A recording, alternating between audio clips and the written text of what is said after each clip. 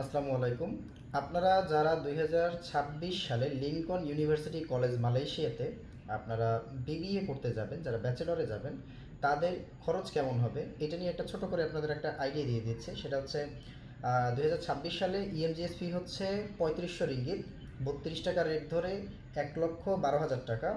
Registration fee 6,000 ringgit, 32 টাকা rate ধরে 1,92,000 টাকা। আর সিকিউরিটি বন্ড 1500 রিঙ্গিত, 48,000 টাকা।